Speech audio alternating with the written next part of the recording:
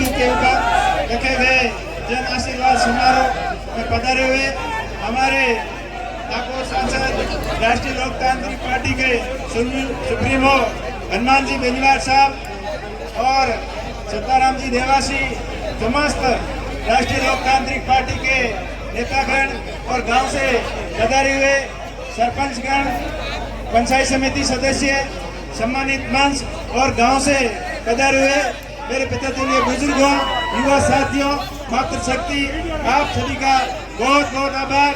आपने मेरे जन्मदिन पर आप खुद ही कार्यकर्ताओं द्वारा ये इतना बड़ा भव्य कार्यक्रम रखकर बहुत जानदार स्वागत किया, इसके लिए आपका बहुत बहुत आभार, बहुत बहुत धन्यवाद। देखिए, नेताजी के आने का पहले कोई प्रोग्राम था नहीं, लेकिन अपन लोगों के प्रति नेताजी का आशीर्वाद और प्यार इतना मजबूत है कि उनको लगा कि अभी आशीर्वाद देने के लिए जाना चाहिए, तो एकदम तुरंत प्रोग्राम बनाया और हाथों हाथ अपने बीच में पधारे। इसलिए नेताजी का बारंबार धन्यवाद, बहुत बहुत आभार।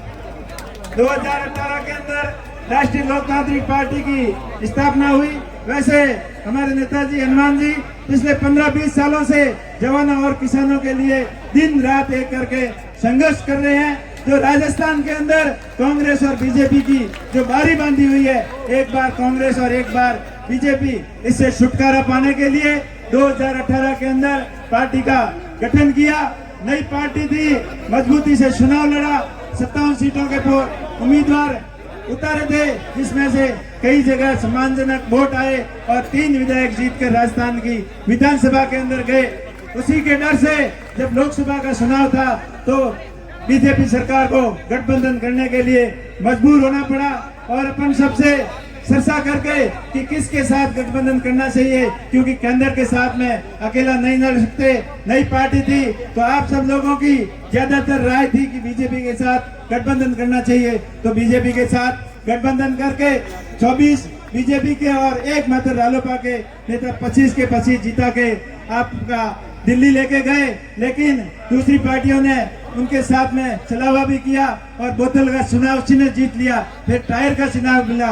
लेकिन नेताजी के अंदर इतना दम था कि पूरी राजस्थान के जनता के प्रति इतना इनका प्रेम था कि इनके कहने मात्र से बोतल टायर के निशान के ऊपर 24 बीजेपी के सांसदों को ले जाकर दिल्ली की पार्लियामेंट में लेके गए। लेकिन वहां पर भी दिल्ली की सरकार ने किसानों के साथ में 3 काले कानून लाए, वो नेताजी को बिल्कुल अच्छे नहीं लगे। इसलिए बीजेपी से गठबंधन तोड़कर किसानों और जवानों के साथ में सड़क के ऊपर आकर किसानों के हित में संघर्ष किया और बीजेपी से गठबंधन तोड़ दिया।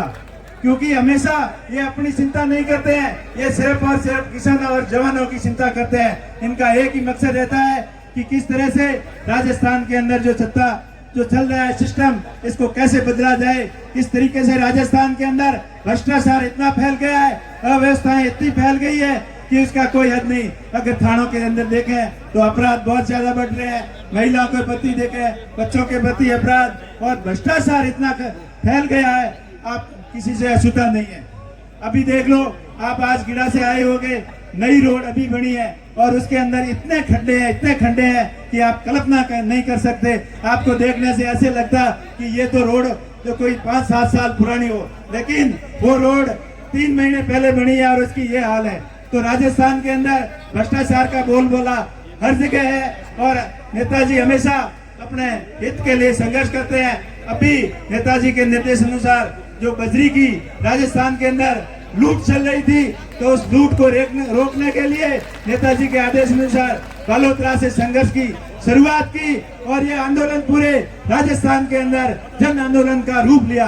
क्योंकि जो बजरी का ट्रक 7-8 हजार में मिल रहा था, वो ये लुटेरी सरकार 25-30 हजार रुपए के अंदर लूट कर किसानों को जिस तरीके से राजस्थान की जनता के साथ कुठाराघात कर रहे हैं, तो वो नेताजी से सहन नहीं हुआ। इसी प्रकार जिस तरीके से कहीं भी कोई भी पीड़ित शोषित दलित को जब भी जरूरत पड़ती है तो आरएलपी सबसे आगे आके उनके बचाव में, उनके हित के अंदर न्याय दिलाने के लिए आरएलपी सबसे आगे रहती है। इसलिए नेताजी को आपको मजबूत करना है। अभी 2023 के चुनाव है, अब कई लोग बोलते हैं अब की 18 के बाद में आरएलपी का प्रभाव कम हो गया। मैं उन लोगों को पूछना चाहता हूँ कि आपको रात में सोते हुए कोई सपना आया था क्या?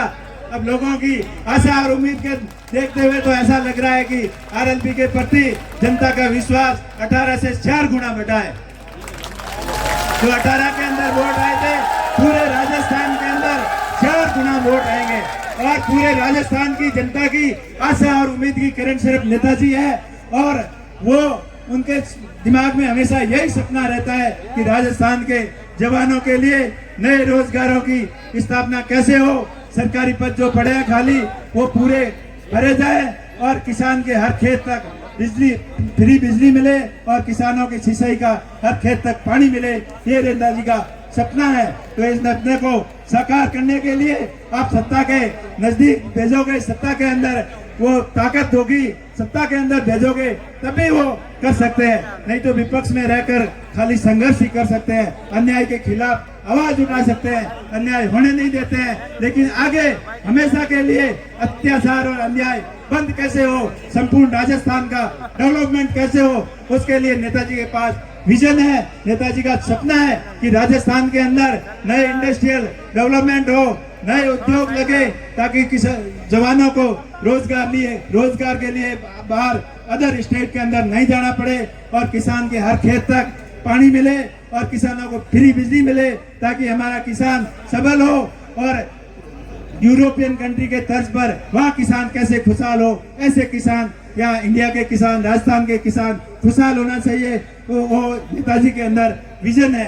तो आप सभी 36 कौम के लोगों से मेरा विनम्र निवेदन है कि जिस प्रकार मेरे जन्मदिन के ऊपर आप बड़ी संख्या में आशीर्वाद लेने के लिए आए, उसी जोश और जुनून के साथ अभी 23 के अंदर चुनाव है, उसके अंदर आप 4 गुना जोश दिखाना। अभी जो जितने आए हैं, आप अगर 10-10, 20-20 वोट जोड़ोगे तो ये असंभव नहीं है। अगर सत्ता के अंदर नेताजी जाते हैं तो राजस्थान का डेवलपमेंट होगा, एक नए राजस्थान का निर्माण होगा, युवाओं के सपनों का राजस्थान होगा, किसानों के सपनों का राजस्थान होगा। हमारे किसानों के बच्चे भी यूएस, इंग्लैंड और यूरोप पढ़ने के लिए जाएंगे। हमारे किसान खुशहाल हो गए, जवानों के लिए नए रोजगार के आयाम मिलेंगे और ये भ्रष्टाचार जो हो रहा है उसके ऊपर शिकंजा कसा जाएगा।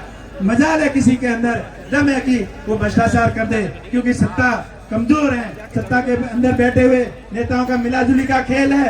पहले बीजेपी सरकार के अंदर भी घोटालों का आरोप लगाने वाले नेता, जैसे ही कांग्रेस की सरकार आई तो नेता बिल्कुल चुप हो गए और आपकी कमाई ज्यादा कैसे हो उस कमाई के अंदर जुट गए।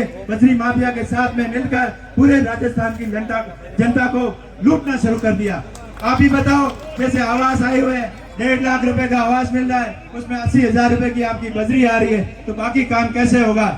उसके साथ साथ में आप सरकारी दफ्तर में जाओ, आपकी बिजली खराब होती है, आप एफआरटी में कंप्लेंट कर दो, 10-15 दिन कोई सामने देखने वाला नहीं है। ट्रांसफार्मर जल जाता है, आप IN के ऑफिस के चक्कर काट के थक जाते हो, महीनों भर लग जाते हैं आपके नए ट्रांसफार्मर मिलने में। यही हाल है स्कूलों के। अब स्कूलें तो बहुत ज्यादा खोल दी, लेकिन उसके अंदर अध्यापकों की कमी है, क्योंकि सरकार की मंशा नहीं है। बच्चे पढ़ लेकर होशियार हो जाएंगे तो नेताओं के कहने में उनके अनुसार गुमराह नहीं होंगे, इसीलिए ये मास्टरों की व्यवस्था पूरी नहीं कर रहे हैं। वैसे ही चिकित्सा के क्षेत्र में देख लो, अब हॉस्पिटलों के बाहर जाके देखो, बड़े बड़े होर्डिंग बोर्ड लगे हुए हैं कि आपका 25 लाख रुपए तक की दवाई फ्री मिलेगी, लेकिन किसी भी हॉस्पिटल के अंदर जाके देखो आपको 500 की फ्री मिल जाए, तो आप मान लेना कि ये सरकार के बोर्ड सही है। और अभी जो महंगाई रात के नाम पर सरकार अपना चुनावी प्रसार में चला रही है, अपनी जनता के टैक्स के पैसे की बर्बादी कर रही है, करोड़ों अरबों रुपए का पानी की तरह बहा रही है। आप जहाँ देखोगे वहाँ आपको पोस्टर मिलेगा, चाहे बस स्टैंड हो, चाहे बस हो, चाहे सरकारी दफ्तर हो, या गांव पंचायत मुख्यालय तक नहीं छोड़ा इन्होंने, जगह जगह पोस्टर लगा दिए। पोस्टर लगाने से महंगाई कम नहीं होगी। अगर महंगाई असली कम करनी है तो बजरी के दाम कम करो, पेट्रोल डीजल के दाम कम करो और अन्य तरीके के राहत पैकेज जनता के अंदर दो, ताकि जनता को महंगाई से राहत मिले। नहीं तो चुनावी वादों से कुछ नहीं होगा। आपने 2018 के अंदर जो घोषणा पत्र था उसके अंदर आपने 20% काम भी पूरा नहीं किया। आपके चुनावी घोषणा पत्र में था 3500 रुपए बेरोजगार युवाओं को बेरोजगारी भत्ता मिलेगा, लेकिन आप यहाँ हजारों की संख्या में युवा बैठे हो, कितने लोगों को 3500 रुपए भत्ता मिलता है वो बताओ। तो इसी तरीके से झूठे वादे किए, किसानों के संपूर्ण कर्ज माफी की बात कही और 4 साल आपको इधर उधर गुमराह किया। और अभी चुनाव नजदीक आए तो बड़े बड़े वादे कर रहे हैं, बड़े बड़े फिर पोस्टर लगा रहे हैं, हमने ये काम सेक्शन करवा दिया, हमने वो काम करा दिया। जब धरातल के ऊपर काम हो तब मानना कि इन्होंने कुछ काम करवाया है, नहीं तो इनकी नीयत में खोट है और ये जनता को बगलाने के लिए अलग अलग के षड्यंत्र रच रहे हैं। इनसे आपको जागना है और नेताओं का हकीकत कौन है, असली जनसेवक कौन है, इसके बारे में आपको पहचान करनी होगी।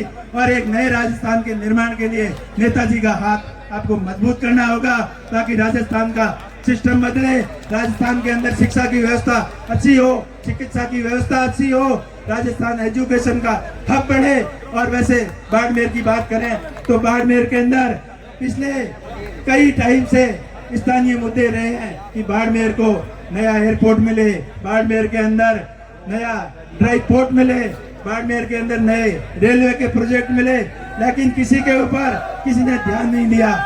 इसीलिए अब नेताजी को मजबूत करने के लिए करने का ही एक आपके पास विकल्प है कि सत्ता के अंदर आप भेजोगे तभी अपनी सारी समस्याओं का परमानेंट इलाज होगा। किसानों को फ्री बिजली मिलेगी, अच्छे जवानों को अच्छा एजुकेशन मिलेगा और बेरोजगारों को रोजगार के नए अवसर मिलेंगे। इन सभी के लिए आपको सत्ता के अंदर लाना होगा। आप नेताजी का हाथ मजबूत करें। एक बार आप सभी का बहुत बहुत आभार कि आप बड़ी संख्या में मुझे आशीर्वाद देने के लिए पधारे। जिस प्रकार आशीर्वाद देने के लिए 36 कौम के लोग आए हैं, मुझे आशा ही नहीं पूर्ण विश्वास है कि आप इसी प्रकार आशीर्वाद बरकरार रखेंगे तो सत्ता के नजदीक भी जाएंगे। आपकी बहुत बहुत धन्यवाद। बोले श्री खेमा बाबा की,